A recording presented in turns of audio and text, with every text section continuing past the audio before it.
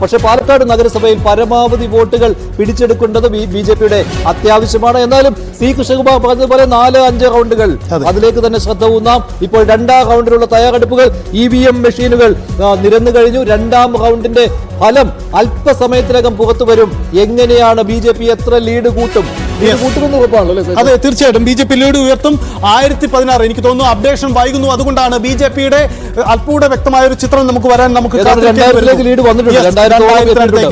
എത്തിയിട്ടുണ്ടാവണം. അതാവണം സാഹചര്യം. കാരണം 1ാം റൗണ്ടാണ് ഇപ്പോൾ വരുന്നത്. ഇനി 2-3 റൗണ്ടുകൾ വളരെ സേഫാണ്. ബി.ജെ.പിക്ക് 2-3 റൗണ്ടുകൾ വളരെ സേഫായ ലൈനാണ്. അത് കൂടുതൽ ഭൂരിപക്ഷം ഉയർന്നേ പറ്റൂ. എന്തായാലും കാത്തിരിക്കാം. വേഗത്തിൽ പാലക്കാട് എന്നുള്ള. അതേസമയം മഹാരാഷ്ട്രയിൽ ഇപ്പോഴും 83 സീറ്റുമായി ബി.ജെ.പി സഖ്യം മുന്നേറ്റം തുടരുകയാണ്.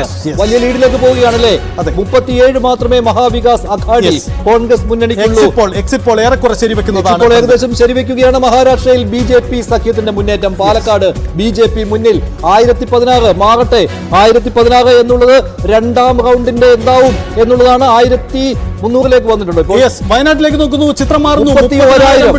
31,817 ഭൂരിപക്ഷം എത്തുന്നു. പ്രിയങ്ക ഗാന്ധി വയനാട് കുലുക്കി പ്രിയങ്ക, അങ്ങനെ തന്നെ വിളിക്കാം. കാരണം വലിയ ചലനം ഉണ്ടാക്കാൻ പ്രിയങ്ക ഗാന്ധിക്ക് തുടക്കം മുതൽ കഴിയുന്നു. ഈ തരംഗം നിലനിർത്തിയാൽ, സഹോദരന്റെ ഭൂരിപക്ഷത്തെ മറികടന്നാൽ അത് ചരിത്രമാകും. പ്രിയങ്ക ഗാന്ധിക്ക് പറയാൻ, കോൺഗ്രസിന് അവകാശപ്പെടാൻ ചരിത്രമാകും.